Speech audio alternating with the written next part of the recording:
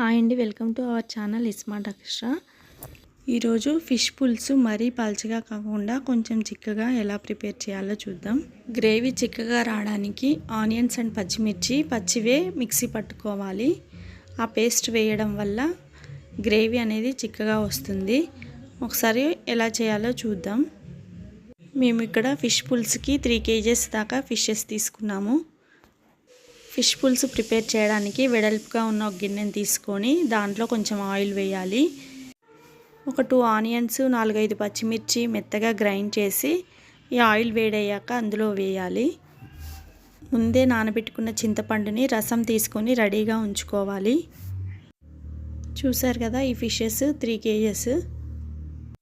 ఈ onions and పచ్చిమిర్చి paste కొంచెం మగ్గాక ఇందులో ఒక 3 స్పూన్స్ దాకా అల్లం వెల్లుల్లి పేస్ట్ వేయాలి.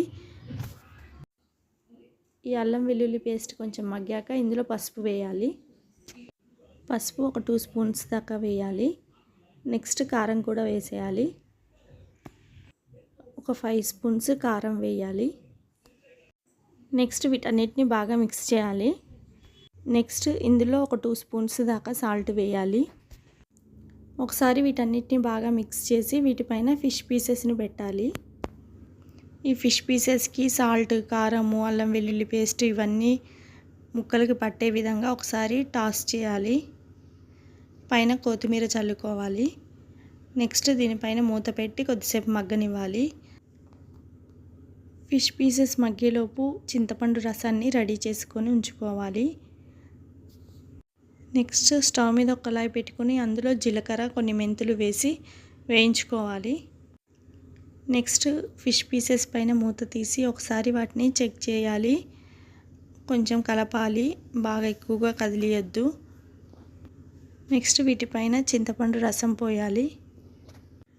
నెక్స్ట్ రుచికి సరిపడా సాల్ట్ వేసుకోవాలి. అప్పుడు ఒక 2 స్పూన్స్ వేసుకున్నాం కదా, ఇప్పుడు కూడా ఒక 1 స్పూన్ వేసుకోవాలి. ఆనియన్స్కి చాకు గుచ్చి స్టవ్ మీద మంట మీద కాల్చుకోవాలి, అటు ఇటు తిప్పుతూ.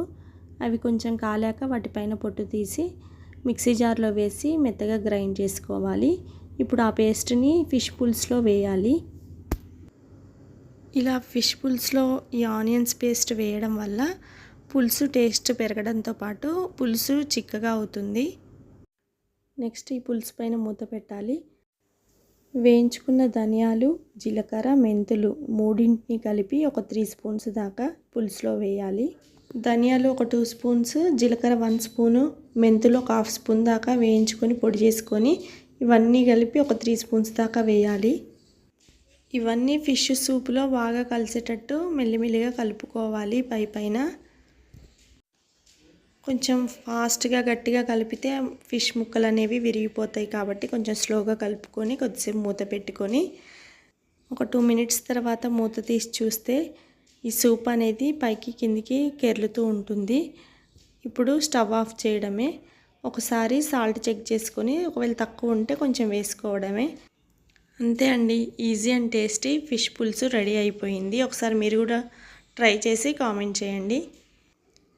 ఫిష్ పులుసుకి కావాల్సిన మసాలాలు చింతపండు నానబెట్టుకొని ఉంటే ఈ ఫిష్ పులుసు అనేది ఒక 10 మినిట్స్లో రెడీ అయిపోయిద్ది. ఒకసారి మీరు కూడా ట్రై చేసి కామెంట్ చేయండి. Thanks for watching. Bye bye. ఈ వీడియో కనుక మీకు నచ్చినట్టయితే లైక్ చేయండి, షేర్ చేయండి, సబ్స్క్రైబ్ చేయండి. పక్కన ఉన్న బెల్ ఐకాన్ క్లిక్ చేయండి.